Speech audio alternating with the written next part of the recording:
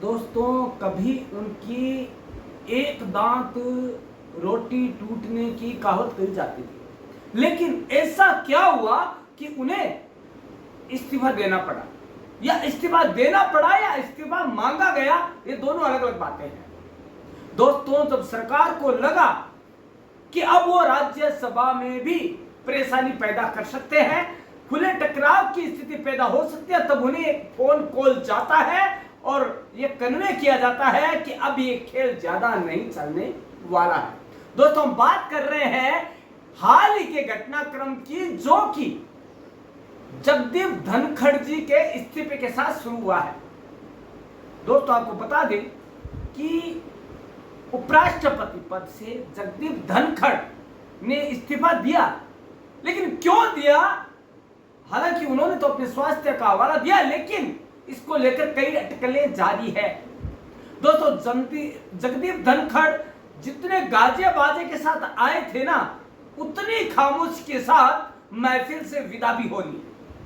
न कोई समारोह हुआ, न कोई कार्यकाल की तारीफ में कसीदे कड़े गए, न कोई भाषण। दोस्तों जगदीप धनखड़ ने अचानक इस्तीफा क्यों दिया? गलियारा जो राजनीतिक गलियारा है उसमें यही चर्चा गूंज रही है, आखिर क्यों उन्हें इतना रुखसत होना पड़ा? इसको लेकर अटकलें जारी है। जगदीप धनखड़ ने अचानक इस्तीफा दिया, पर क्यों?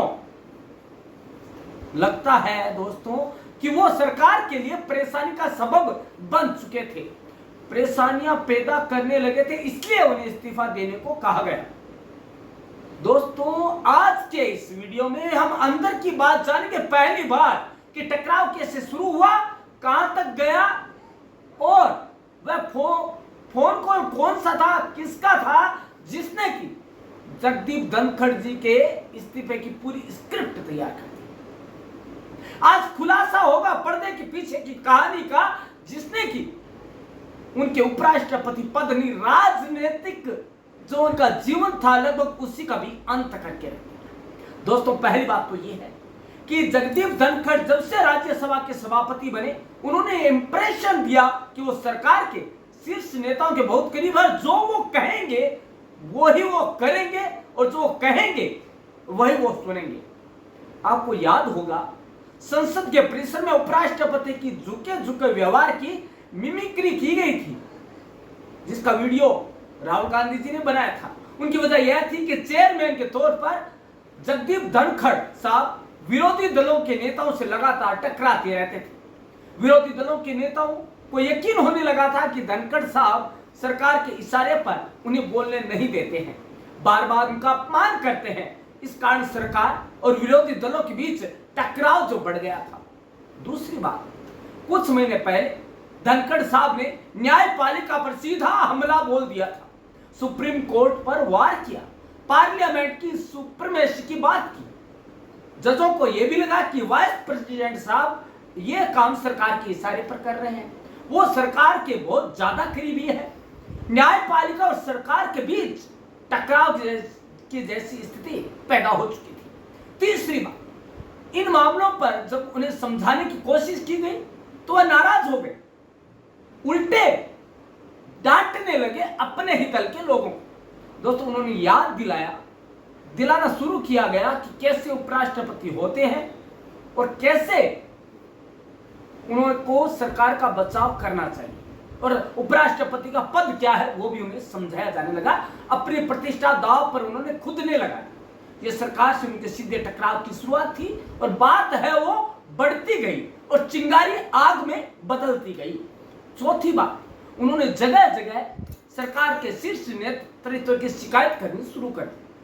आरएसएस से लेकर मंत्रियों तक, विपक्षी दलों से लेकर मीडिया के सीनियर लोगों तक उनकी शिकायत थी कि सरकार में उनसे कोई बात नहीं करता, उन्हें अब घुटन महसूस हो रही है, और उनकी बात प्रधानमंत्री तक पहुंचाए वरना मुझे कुछ करना पड़ेगा। यह एक तरह की धमकी थी, थ्रेटन था, थ्रीट थी एक तरह की कि यदि ऐसा कुछ होता है तो मैं कुछ भी कर गुजरूंगा, और जो कि सरकार से सीधा टकराव था।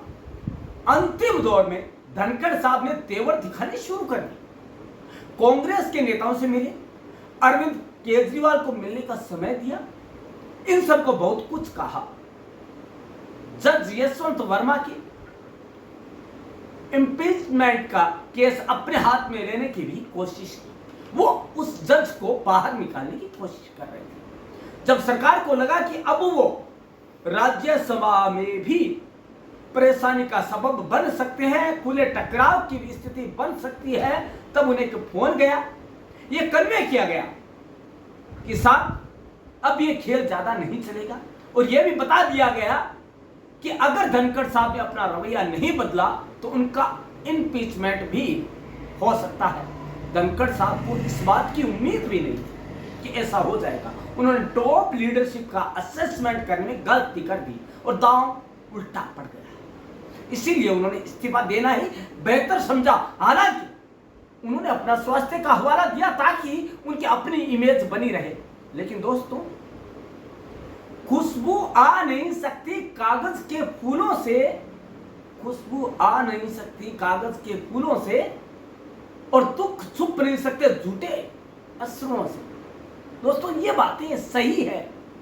दोस्तों उन्होंने जो एक नया बहाना बनाया कि इस वजह से मैं बाहर हो रहा हूं, मेरे स्वास्थ्य कारण नहीं, दोस्तों उन्होंने जो अपनी राजनीति दिखानी शुरू की, जो वो हावी होते गए अपने ही दल के लोगों पर, तो उसका खामियाजा यूं कुछ भुगतना पड़ा। और ये पूरा स्क्रिप्ट लिखी गई। उनके पास फोन पहुंचे दो नेताओं के, दो मंत्रियों की, और उन्होंने बता दिया कि अब बस इंतहा हो गई आपके व्यवहार की, और आपको इस इंतहा का खामियाजा आपका पद का इस्तीफा देकर ही चुकाना पड़ेगा। और दोस्तों इसके अंदर किसी और की नहीं, खुद की ही गलती उन्हें ले डूबी।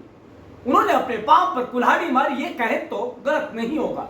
दोस्तों राजनीतिक हल्का कोई किसी की बपोती नहीं रहा। दोस्तों राजनीति किस करवट बैठती है कोई नहीं जानता, और यह घटनाक्रम कुछ इतना जल्दी चला कि पूरा मानसून सत्र भी नहीं चला, और हो गया एक राजनीतिज्ञ का अवसान, एक राजनीतिज्ञ के राजनीतिक काल का पटाक्षय, और पर्दे की कहानी पूरी सामने आ गई। दोस्तों ये थी ब्रेकिंग न्यूज धनखड़ जी के उपराष्ट्रपति पद से इस्तीफे की, जो कि पहली बार आपके सामने आई है। दोस्तों क्या आपको भी कोई ऐसा कारण नजर आता है जिसने कि उनकी पूरी स्क्रिप्ट को तैयार किया हो उनके इस्तीफे की, जज के मामले के अलावा, या अपने ही लोगों के, अपने ही दल के लोगों से मनमुटाव और टकराव के अलावा यदि कोई कारण बनता है तो आप कमेंट बॉक्स में जरूर दीजिएगा ताकि हमें भी उसका पता लग सके। धन्यवाद दोस्तों।